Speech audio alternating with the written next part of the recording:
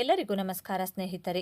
ಜ್ಯೋತಿಷ್ಯದ ಪ್ರಕಾರ ಮಿಥುನ ರಾಶಿಯ ಜನರಿಗೆ 2025ರ ವರ್ಷವು ತುಂಬ ಅದೃಷ್ಟವನ್ನು ತರಲಿದೆ. ಹಾಗಾಗಿ ಮಿಥುನ ರಾಶಿಯವರಿಗೆ 2025ರಲ್ಲಿ ನಿಮ್ಮ ಜೀವನದಲ್ಲಿ ನಡೆಯುವಂತಹ ಪ್ರಮುಖ ವಿಷಯಗಳು ಮತ್ತು ಯಾವ ವಿಚಾರಗಳಲ್ಲಿ ನೀವು ಎಚ್ಚರಿಕೆಯನ್ನು ವಹಿಸಬೇಕು ಎಂಬಂತಹ ಇಂಟ್ರೆಸ್ಟಿಂಗ್ ವಿಚಾರಗಳನ್ನು ಈ ವಿಡಿಯೋದಲ್ಲಿ ನೋಡೋಣ ಬನ್ನಿ. ಅದಕ್ಕೂ ಮುಂಚೆ ನೀವಿನ್ನು ಚಾನಲ್ಗೆ ಸಬ್ಸ್ಕ್ರೈಬ್ ಆಗಿಲ್ಲ ಅಂದರೆ ಈಗಲೇ ಸಬ್ಸ್ಕ್ರೈಬ್ ಆಗಿ, ಹಾಗೆ ವಿಡಿಯೋಗೆ ಲೈಕ್ ಮಾಡಿ, ವಿಡಿಯೋ ಸ್ಕಿಪ್ ಮಾಡದೆ ಕೊನೆ ತನಕ ನೋಡಿ. ಮಿಥುನ ರಾಶಿ ಭವಿಷ್ಯ 2025ರ ಪ್ರಕಾರ ವರ್ಷದ ಮೊದಲ ತಿಂಗಳಿನಲ್ಲಿ ನಿಮ್ಮ ಆತ್ಮವಿಶ್ವಾಸದಲ್ಲಿ ಸಾಕಷ್ಟು ಹೆಚ್ಚಳವನ್ನು ಕಾಣಬಹುದು. ಏಪ್ರಿಲ್ ಮಧ್ಯದಲ್ಲಿ ನಿಮಗೆ ಉತ್ತಮವಾದ ಫಲಗಳು ದೊರಕುವುದು. ನಿಮಗೆ ಶಿಕ್ಷಣಕ್ಕೆ ಸಂಬಂಧಿಸಿದಂತೆ ಶುಭ ಫಲಗಳ ಪ್ರಾಪ್ತಿಯಾಗುವುದು. ಈ ಅವಧಿಯಲ್ಲಿ ಮಿಥುನ ರಾಶಿಗೆ ಸೇರಿದ ವಿದ್ಯಾರ್ಥಿಗಳು ತಮ್ಮ ಶಿಕ್ಷಣದ ಬಗ್ಗೆ ಸಂತೋಷದಿಂದಿರುವರು. ಈ ಅವಧಿಯಲ್ಲಿ ನೀವು ವೃತ್ತಿ ಜೀವನ, ಶಿಕ್ಷಣಕ್ಕೆ ಸಂಬಂಧಿಸಿದಂತೆ ಯಾವುದೇ ನಿರ್ಧಾರಗಳನ್ನು ಅವಸರದಲ್ಲಿ ತೆಗೆದುಕೊಳ್ಳದಂತೆ ಎಚ್ಚರ ವಹಿಸಿ. ಕುಟುಂಬ ಮತ್ತು ವೈವಾಹಿಕ ಜೀವನದಲ್ಲಿ ನೀವು ಮಿಶ್ರ ಫಲಗಳನ್ನು ಈ ವರ್ಷ ಪಡೆಯುವಿರಿ. ಈ ವರ್ಷ ನೀವು ಈ ಎರಡೂ ಕ್ಷೇತ್ರದಲ್ಲಿ ಕೆಲವು ಸಮಸ್ಯೆಗಳನ್ನು ಎದುರಿಸಬಹುದು. ಈ ವರ್ಷ ನೀವು ನಿಮ್ಮ ಸಣ್ಣ ಪುಟ್ಟ ದೈಹಿಕ ಸಮಸ್ಯೆಗಳನ್ನು ಕಡೆಗಣಿಸಬೇಡಿ. ಆರೋಗ್ಯದ ಬಗ್ಗೆ ಹೆಚ್ಚಿನ ಕಾಳಜಿ ವಹಿಸಿ. ಮಿಥುನ ರಾಶಿಗೆ ಸೇರಿದ ಜನರಿಗೆ 2025ರ ಹೊಸ ವರ್ಷದಲ್ಲಿ ಆರ್ಥಿಕ ವಿಷಯವಾಗಿ ಸಾಧಾರಣ ಫಲಗಳು ದೊರಕಬಹುದು. 2025ರ ಆರಂಭದಲ್ಲಿ ನಿಮಗೆ ಅತ್ಯುತ್ತಮವಾದ ಫಲಗಳು ಲಭಿಸದಿದ್ದರೂ ವರ್ಷದ ದ್ವಿತೀಯಾರ್ಧದಲ್ಲಿ ನಿಮಗೆ ಆರ್ಥಿಕವಾಗಿ ಸಾಕಷ್ಟು ಉತ್ತಮವಾದ ಫಲಿತಾಂಶಗಳು ದೊರಕುವುದು. ಗುರುವಿನ ಸಂಚಾರದಿಂದಾಗಿ 2025ರ ಡಿಸೆಂಬರ್ನಲ್ಲಿ ನೀವು ನಿಮ್ಮ ವೃತ್ತಿ ಜೀವನಕ್ಕೆ ಸಂಬಂಧಿಸಿದಂತೆ ಹೆಚ್ಚಿನ ಗಮನವನ್ನು ನೀಡುವಿರಿ. ಮಿಥುನ ರಾಶಿಯವರಿಗೆ 2025ರಲ್ಲಿ ಗೋಚಾರದಲ್ಲಿ ಗ್ರಹಗಳ ಸ್ಥಿತಿಗತಿಗಳ ಬಗ್ಗೆ ನೋಡೋಣ. ನಿಮ್ಮ ರಾಶ್ಯಾಧಿಪತಿ ಬುಧ ಗ್ರಹ 6ನೇ ಭಾವದಲ್ಲಿ, ನಿಮ್ಮ ದ್ವಿತೀಯ ಭಾವದಲ್ಲಿ ಮಂಗಳ ಗ್ರಹ, ಚತುರ್ಥ ಭಾವದಲ್ಲಿ ಕೇತು ಗ್ರಹ, ಸಪ್ತಮ ಭಾವದಲ್ಲಿ ಸೂರ್ಯ ಗ್ರಹ, ನವಮ ಭಾವದಲ್ಲಿ ಶನಿ ಗ್ರಹದ ಜೊತೆಗೆ ಶುಕ್ರ ಗ್ರಹ ಸ್ಥಿತವಾಗಿದೆ. ವೃತ್ತಿ ಸ್ಥಾನದಲ್ಲಿ ರಾಹು ಗ್ರಹ, ನಿಮ್ಮ ವ್ಯಯ ಭಾವದಲ್ಲಿ ಗುರುಗ್ರಹ ಸ್ಥಿತವಾಗಿದೆ. 2025ರಲ್ಲಿ ಮಿಥುನ ರಾಶಿಯವರ ಜೀವನದಲ್ಲಿ ನಡೆಯುವಂತಹ ಮೊದಲನೆಯ ಪ್ರಮುಖ ವಿಷಯ, ಮೇ ತಿಂಗಳು ಗುರುಗ್ರಹ ನಿಮ್ಮ ರಾಶಿಗೆ ಪ್ರವೇಶಿಸಿ ನಿಮ್ಮ ಸಪ್ತಮ ಭಾವದಲ್ಲಿ ದೃಷ್ಟಿಸುವುದರಿಂದ ಮಿಥುನ ರಾಶಿಯವರಿಗೆ ಕಂಕಣ ಬಲ ಕೂಡಿ ಬರಲಿದೆ. ಹೊಸ ಸಂಬಂಧಗಳು ಸೆಟ್ ಆಗಿ ವಿವಾಹ ಯೋಗದ ವರ್ಷವಾಗಿರುತ್ತದೆ. 2025 ಮೇ ತಿಂಗಳ ನಂತರ ಯಾರ್ಯಾರು ವಿವಾಹಕ್ಕಾಗಿ ವಧು ಅಥವಾ ವರನನ್ನು ಹುಡುಕುತ್ತಿದ್ದೀರೋ ಅವರಿಗೆಲ್ಲ ಮದುವೆ ಯೋಗ ಕೂಡಿ ಬರ್ತಾ ಇದೆ. ಎರಡನೆಯದಾಗಿ, ಮೇ ತಿಂಗಳ ಒಳಗೆ ನಿಮ್ಮ ಜೀವನದಲ್ಲಿ ಉಂಟಾಗುವಂತಹ ಸಮಸ್ಯೆಗಳಿಗೆ ನೀವೇ ಸ್ವಯಂ ಕಾರಣರಾಗಿರುತ್ತೀರಾ. ಮಿಥುನ ರಾಶಿಯವರು ಕನ್ಫ್ಯೂಷನ್ ಮಾಡಿಕೊಂಡು ಎರಡು ದೋಣಿಯ ಮೇಲೆ ಕಾಲಿಡುವಂತಹ ಮನಸ್ಥಿತಿಯವರಾಗಿರ್ತೀರಾ. ಡಿಸಿಷನ್ ತೆಗೆದುಕೊಳ್ಳುವಾಗ ಬಹಳ ಕಷ್ಟಪಡುತ್ತೀರಾ. ದ್ವಂದ್ವ ಮನಸ್ಥಿತಿಯಿಂದ ತೆಗೆದುಕೊಂಡಂತಹ ಒಂದು ವಿಚಾರವನ್ನು ನಿಮ್ಮ ಜೀವನಕ್ಕೆ ಸಮಸ್ಯೆಗಳನ್ನು ಉಂಟು ಮಾಡುತ್ತದೆ. ಆದ್ದರಿಂದ ನಿಮ್ಮ ಮನಸ್ಸಿಗೆ ಮೊದಲು ಸರಿಯನಿಸಿದಂತಹ ನಿರ್ಧಾರವನ್ನು ತೆಗೆದುಕೊಳ್ಳಿ. ನಿಮ್ಮ ತಂದೆ ಅಥವಾ ತಾಯಿಯ ಸಲಹೆಯನ್ನು ಪಡೆದುಕೊಂಡು ಜೀವನದ ಮಹತ್ತರ ನಿರ್ಧಾರಗಳನ್ನು ತೆಗೆದುಕೊಳ್ಳಬೇಕಾಗುತ್ತದೆ. ಹಳೆ ವಿಷಯಗಳನ್ನು, ಮುಗಿದು ಹೋದ ಘಟನೆಗಳನ್ನು ಮತ್ತೆ ಮತ್ತೆ ಕೆದಕುವುದರಿಂದ ನಿಮ್ಮ ಮನಸ್ಸಿಗೆ ಹೆಚ್ಚಾಗಿ ದುಃಖವಾಗುತ್ತದೆ. ನಿಮ್ಮ ಮನಸ್ಸಿನ ದುಃಖ ಹೆಚ್ಚಾಗುವ ಬದಲು ಕಡಿಮೆಯಂತೂ ಆಗುವುದಿಲ್ಲ.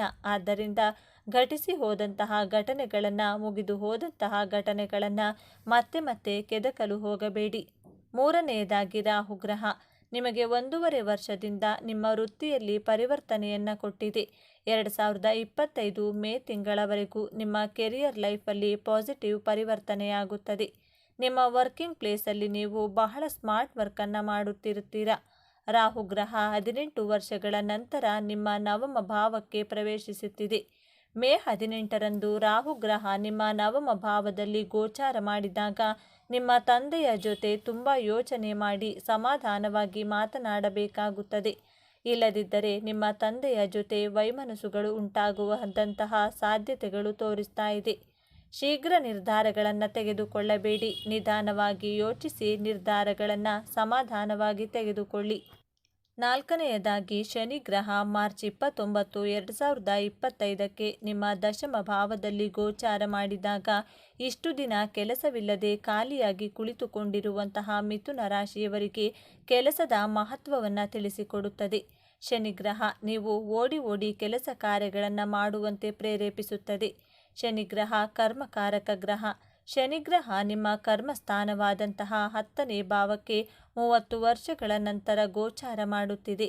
ಏಪ್ರಿಲ್ ತಿಂಗಳಿಂದ ಹೊಸ ಹೊಸ ಉದ್ಯೋಗಗಳು ಸಿಗುತ್ತವೆ. ಮಿಥುನ ರಾಶಿಯವರಿಗೆ ನಿಮ್ಮ ಬಿಸ್ನೆಸ್ಸಲ್ಲಿ, ನಿಮ್ಮ ಜಾಬಲ್ಲಿ ನಿಮ್ಮ ರೆಸ್ಪಾನ್ಸಿಬಿಲಿಟಿಗಳು ಹೆಚ್ಚಾಗುತ್ತಾ ಹೋಗುತ್ತದೆ. ಕೆಲಸ ಮಾಡದೆ ಏನೂ ಸಿಗುವುದಿಲ್ಲ ಎಂಬಂತಹ ಪಾಠವನ್ನು ಶನಿಗ್ರಹ ಕಲಿಸಿಕೊಡಲಿದ್ದಾರೆ. ಏಪ್ರಿಲ್ ತಿಂಗಳಿನಿಂದ ನಿಮ್ಮ ಜಾಬಲ್ಲಿ ಉತ್ತಮ ಧನಲಾಭವನ್ನು ನೋಡುತ್ತೀರಾ. ನೀವು ಎಷ್ಟು ಸತತ ಪ್ರಯತ್ನವನ್ನು ಮಾಡುತ್ತೀರೋ, ಎಷ್ಟು ಹಾರ್ಡ್ವರ್ಕ್, ಎಷ್ಟು ಎಫರ್ಟನ್ನು ಹಾಕ್ತೀರೋ, 2ರಷ್ಟು ಶನಿಗ್ರಹ ನಿಮ್ಮ ಫೈನಾನ್ಷಿಯಲಿ ಗ್ರೋತ್ ಹಾಗೂ ಸಕ್ಸಸ್ಸನ್ನು ಖಂಡಿತವಾಗಿಯೂ ಕೊಟ್ಟೇ ಕೊಡುತ್ತಾರೆ. ಏಪ್ರಿಲ್ ತಿಂಗಳ ನಂತರ ನಿಮ್ಮ ಜಾಬಲ್ಲಿ ಪ್ರಮೋಷನ್ಸ್ಗಳು ಆಗುವಂತಹ ಸಾಧ್ಯತೆಗಳು ತೋರಿಸ್ತಾ ಇದೆ.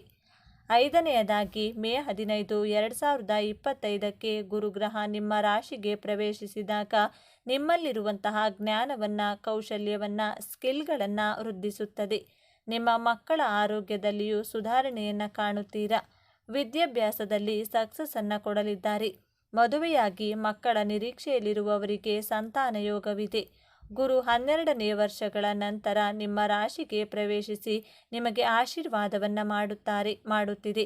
ನಿಮಗೆ ಗುರುಗ್ರಹ ನಾಲೆಡ್ಜನ್ನು, ನೇಮ್ ಅಂಡ್ ಫೇಮನ್ನು ಕೊಡುತ್ತಾರೆ.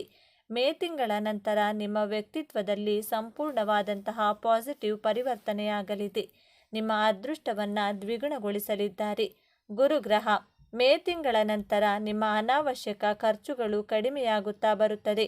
ಹಣದ ಉಳಿತಾಯವನ್ನು ಮಾಡಲು ಪ್ರಾರಂಭಿಸುತ್ತೀರಾ.